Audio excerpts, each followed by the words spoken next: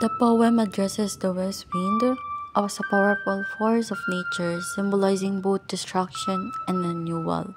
Shelley praises its role in scattering leaves, stirring the seas, and driving change, and he appeals the wind to inspire, carry his ideas.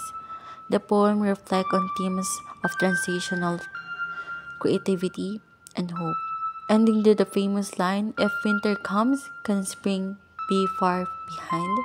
Shelley's poem is a moral and philosophical exploration of change, resilience, and the interplay between individual agency and external forces. The west wind symbolizes both nature's uncontrollable power and its capacity to inspire human imagination. Shelley identifies with the wind's dual role, expressing his desire to become an instrument for change and renewal.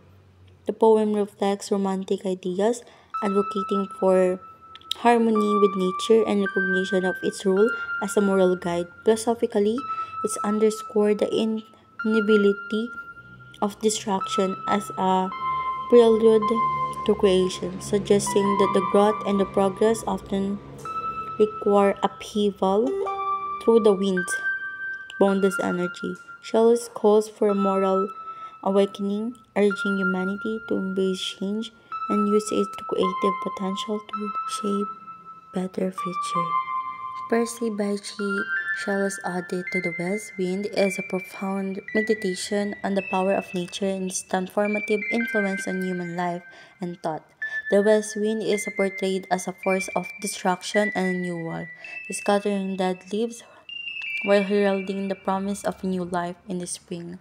Shelley aligned his personal longing with the wind's dynamic energy, yearning for the same power to rejuvenate his spirit and spread his revolutionary ideas.